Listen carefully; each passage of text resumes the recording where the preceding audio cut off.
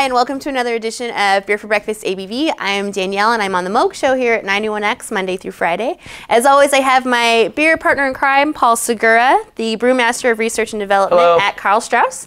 And today I have Brandon Hernandez as a guest. He is here to talk about Beer to the Rescue. Welcome, Brandon. Good to have you. Thank you. It's nice to have you on and come by. I think this is the third time you've come by for Beer for the Rescue, right? I think so. Yeah, you guys have been nice enough to have me over a couple times. So give us an overview. What is Beer to the Rescue? Okay, Beer to the Rescue. It's a charity campaign. It goes throughout the entire year. The Lupus Foundation of Southern California is the beneficiary, so it helps out a bunch of people, not only in San Diego County, but also Riverside and Imperial County, who benefit from the free services of Lupus Foundation of Southern California. Over 40 breweries this year are participating here in San Diego County, so there's events that are over 45 events throughout the year, and we're just coming up on Lupus Awareness Month, which is May 1st.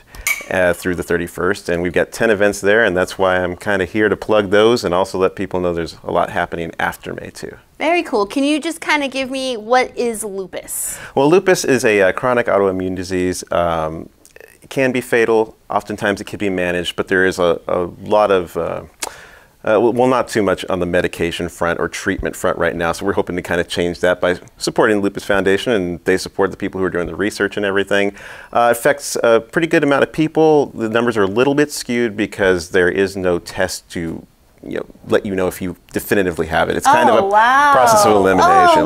Myself, it took 9 years to get the diagnosis, but once I got it, I was able to get treated, and I'm way better off for it. So, so there is hope, and this is spurred a lot of hope. Over $100,000 in the last 3 years for the foundation, and it's made a big difference. Well, let's cheers to that and get into our first Don't mind beer. if I do. I've been to a lot of those events, and they're pretty awesome. Yeah, you collab brewed the first beer of the year for us. So explain to people how that kind of works. Usually at these events, right, the proceeds go to so when I was coming up with this, and I have lupus, and that was kind of the whole Beer to the Rescue comes from me because of that. I got diagnosed. I didn't really know what to do. Couldn't find a lot of resources, but I did find the Lupus Foundation. They've been so helpful and supportive since then. But I thought it'd be nice to, instead of just have this and try to deal with it myself, to use the wealth of context I have, because I write about beer as well. Yeah. And so I know every brewery in town, and I've witnessed with my own eyes how kind all the brewery owners are and the brewers, and they're always helping out good causes. So I thought, well, maybe they just want you to say nice things about it. That's nonsense. That could be, because I'm a lot to take, so that might be true. But yeah. You obviously don't read his column every week. Exactly. Now, so I just reached out to a bunch of folks. In the first year, we had like 30 to 35 participants, and it's just taken off since then. But I basically told folks, because I know that there's big breweries that can do a lot and little breweries that maybe can't do as much.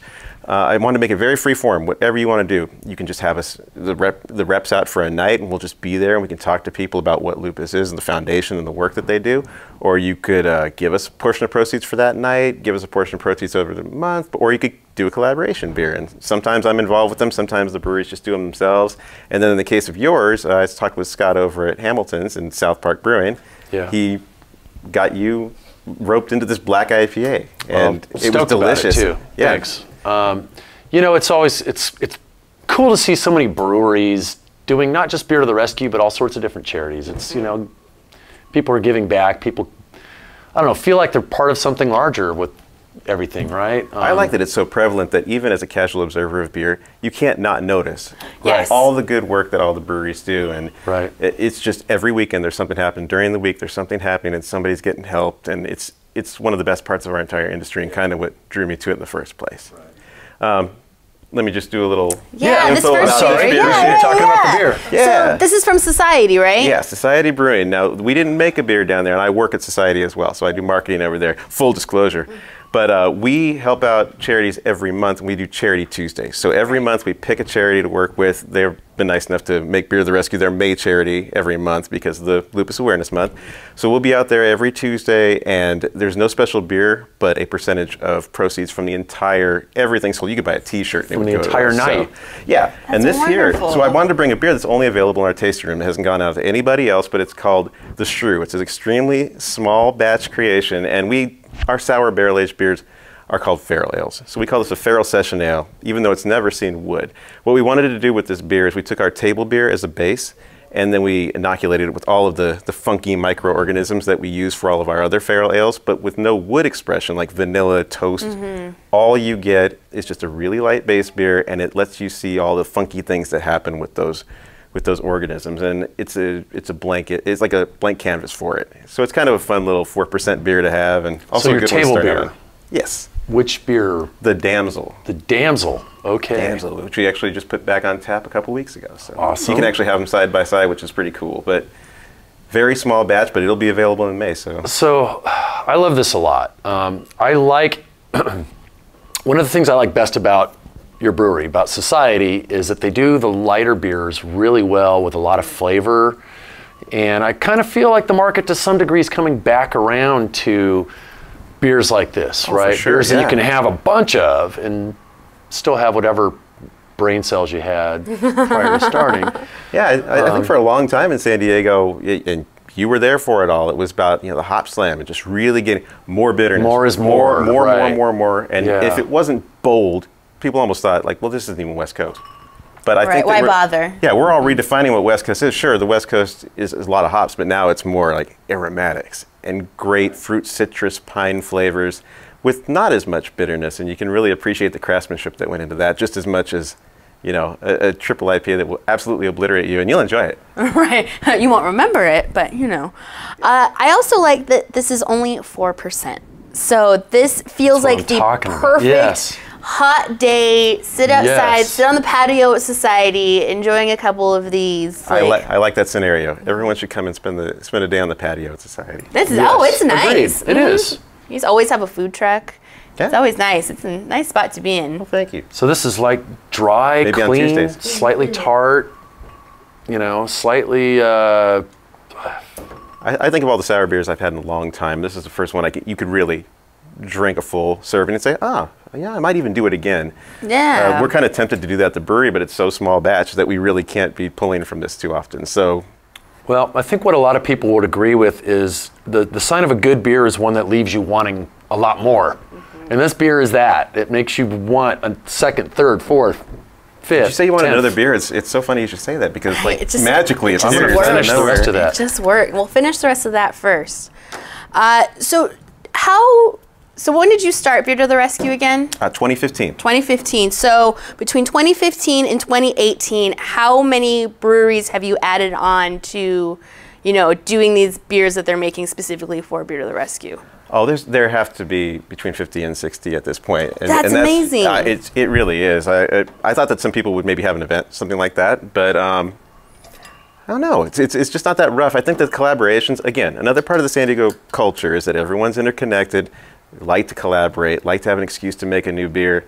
And so it's kind of built into the culture, but even so, I think it's pretty enthusiastic for that many breweries to do it. And I can't believe it, and I've got to taste some really cool things and even suggest some things that probably never should have happened. But they've all worked out, which is so funny. I mean, we had a Skittles beer from Chris Ketchum and Stone. Oh my goodness. And it tasted like Skittles, but that thing sold like crazy. It was really... Could you taste the rainbow? Unique but good. Yes, absolutely.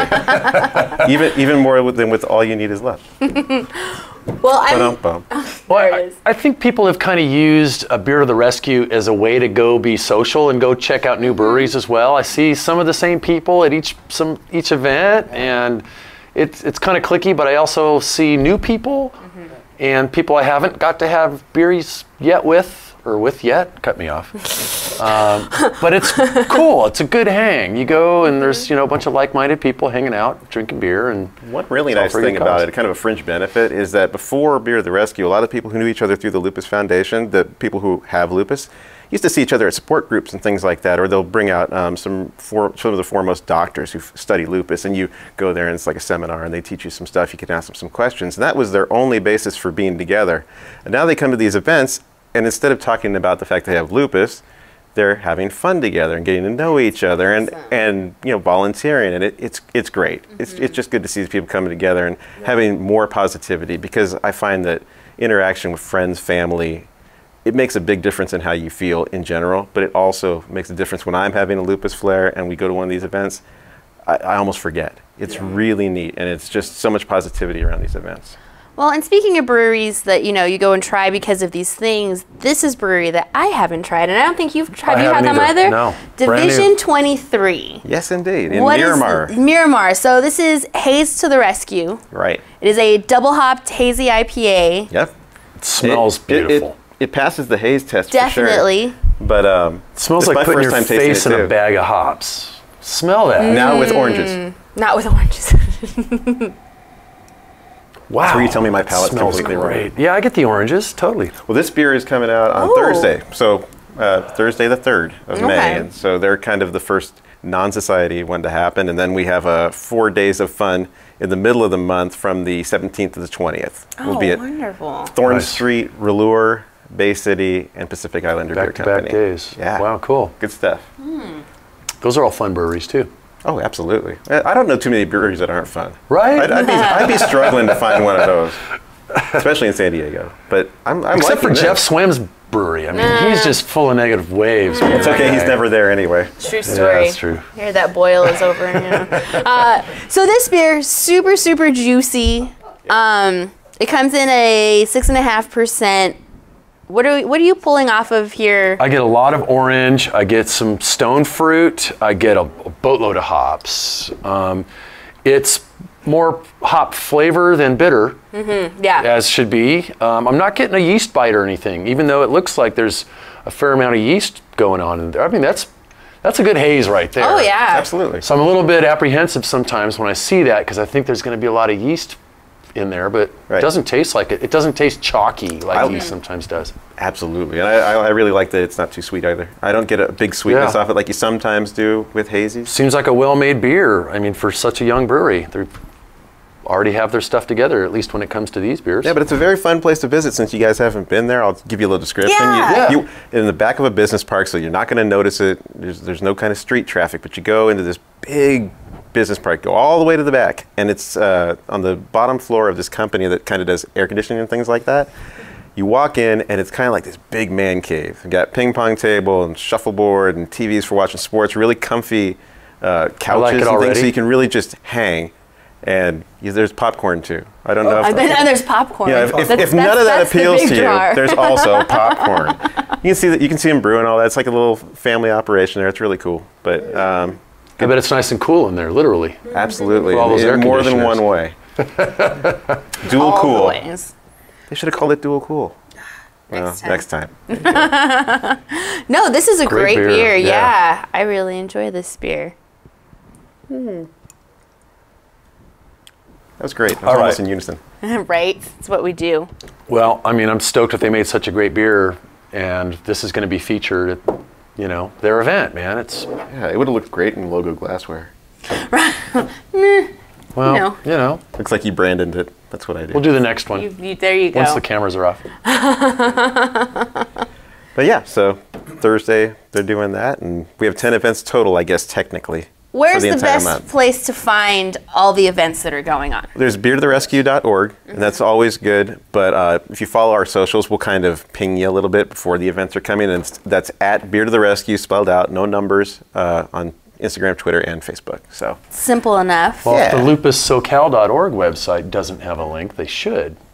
well, that's where you're going to find out all the good work that they're doing. And one good thing to mention about that is all the things that they do to support people with lupus are free. So before we were doing this and helping them raise money, they didn't quite have as much to do what they do now, and it's much simpler for them. Oh, wow. Yeah, they're not like a heavily funded organization. Like you say, what is lupus? It's kind of that level of recognition has led to maybe a little less funding because it is so mysterious and it's not quite one of the, the money conditions. So this That's terrible that there's a money condition like that.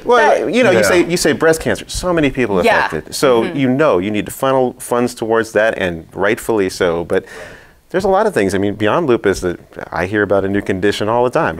What is that? I'd never heard of that. And a lot of them are autoimmune as well. And there's just not enough to go around, and it's hard to keep things top of mind for people. But we get the awareness out as much as the fundraising. I love raising awareness and just having people know that this thing exists. If for no other reason than maybe they have some weird symptoms and they don't know what they are, it might cause them to say, hey, I've done a little research, doc. This kind of seems like this. Can we do something to kind of check around it? And maybe they get a diagnosis too. And without getting like too like deep into it, what are some of the symptoms of lupus? Well, it has the ability to affect the whole body because the immune system, right? So what I get is the best way to probably explain it. Get a lot of joint aches. I get a lot of muscle pain, rashes. For me, I get this kind of feeling it's like an electroshock that goes off right here and it'll happen successively, and it's it's just debilitating. You get worn down. It's pretty bad news. Some people get a lot of headaches that are migraine-esque, but all sorts of things. And even the medication I even take is kind of troubling in that it leads to sometimes blindness. So there's like, but however, it makes me feel a lot better. Yeah, well, and that only happens a certain percentage of the time. However, that's one of the reasons that we keep pushing. It's like, okay, we've got this drug. It's not ideal, I would say, unless you like to see. But we're just trying to push for more solutions and hopefully maybe a cure someday, because it really does affect a lot of people. I'm lucky. I'm younger. I don't have it as bad as everybody else. I still have a pretty intact immune system that can fight and not do irreparable damage to organs, which is actually what happens during flares. You're always trying to keep the flare down and get rid of it fast before it does any damage to organs. And that's kind of how it affects people. But it's fatal more often than we'd like, and I just want to kind of help eradicate it, or at least let people know what's going on. So kudos to your efforts in that. I mean, you're a guy who's been in the San Diego beer community for a long time now. Yes, I'm working for breweries, writing about beers and breweries, and the brewing community owes you a lot for the time and love you've given back to the brewing community. So it's I don't think they ever owed me anything, but this, if they ever did, they've paid me back in spades. I mean, it's just been so heartwarming, and I can't believe the impact we've been able to make. And it's all because of kind people who just take the time, and people who help to get the word out for it. If nobody knew it was happening, it wouldn't matter you've at given all. so much of yourself. It's cool that it's being kind of reciprocated by breweries who have benefited from your kindness. It's what the community is all about. That's why I joined it, because honestly, it's infectious. I used to just drink local beer, and the reason I started writing about it because I thought it was just great. And then I started meeting everybody at the guild meetings, and I said, man, this is just the most incredible. Like everybody you meet, it's cool. Be a part of it. Yeah. For sure. Well, let's get into the very last beer we have. Okay. This would be from 32 North.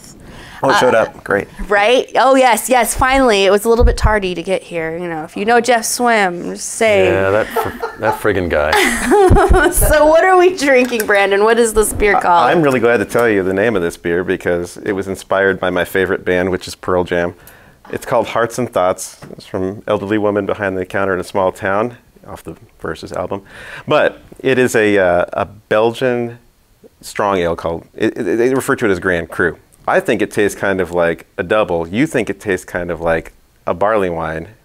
Well, it has some barley wine characteristics, like quad. the raisiny date-like flavor, but it's also got some quad-like characteristics. But it's got, I don't know, maybe too much bitterness for a quad, but who knows what was in Jeff Swim's mind when he made this. You know what? I'm not even trying to touch that. I'm going to say. Oh no! Oh dear! Oh dear! What Somebody happened left here? the door open. This. What's going on? How did this happen?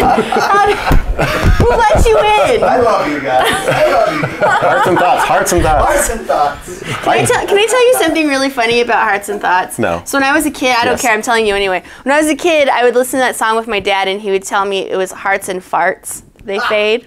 And I was like, it's not it, Dad. And he's like, farts fade. Not fast enough. Right, yeah. Well, actually, the beer that you made, too, also ended up with a Pearl Jam name because I got to name it. But the black IPA, we called it Onyx Ledbetter. Yeah. So so I like this theme that's happening. I mean, Haze to the rescue is okay. But Eddie Vedder. My man Brandon over here. He's got you. See? We'll get Eddie Vedder. we could call that Vetterman. Vetterman would be great. Oh, yeah. There you go. But to me, this beer, getting back to the beer, which I really enjoy, I like that it's pretty drinkable at 8.5%. To me, it's kind of like a miscellaneous amber to dark Belgian. You get a lot of things that you might get in a double. You get a lot of things you might get in a quad. But then there's almost something I might expect from a Belgian blonde. There's a little lightness to it. And you get this kind of, I don't want to say tartness, but maybe more like there's like a hop dark fruit there. and almost a little citrusy. It's a pretty complex beer, and I like beers that don't fit neatly into cubby holes or subcategories or whatever it is, beers that somebody maybe took a blend of 2 different styles and kind of threw them together. I like the best, or I like certain attributes of one style and I like certain attributes of another style. It's just mash them. Yeah. And there's nothing wrong with that. I agree. This is actually the second time this beer has come out, but the first time it came around, it actually helped a different charity altogether.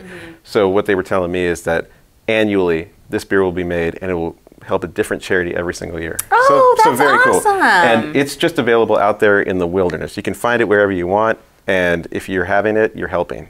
That's fantastic. Oh, Okay. thanks, 32 North. This is wonderful. Yeah, thanks. Yeah, thanks over there, you crasher. He's nicer than he looks. Here it is. He's so distracting, gosh. Well, anyways, Brandon, thank you so much for coming on, telling us all about Beer to the Rescue. As always, Paul, thank you for coming letting me with us. crash. Oh, come on. You know, you're not crashing anymore. This is Hey, our thanks for home. helping with the height thing, too. Yeah. The differential. I'm like- sitting on a Yeah, do stool. you see this? I don't feel so small. Trying to make you guys, feel, I don't know, large, empowered. Thank you. You guys are so petite, cute little people. All right, we're done with that one. BeerToTheRescue.org. Also find on all the social media to keep up with it. There's gonna be something going on every Tuesday. Go by Society for their Tuesday giving. And anything else? No, we're good. Thank you so much for the time. Sweet. Well, thank you. Thank you all for watching Beer for Breakfast ABV. You can find all of our previous episodes at 91x.com. And don't forget, every Friday morning, 8:45, Paul battles traffic on the 805 to get here, and we drink beers live on air with the Moog Show. And traffic loses. That's That's right. That's right. He gets here eventually. So thanks, guys, and cheers. Cheers.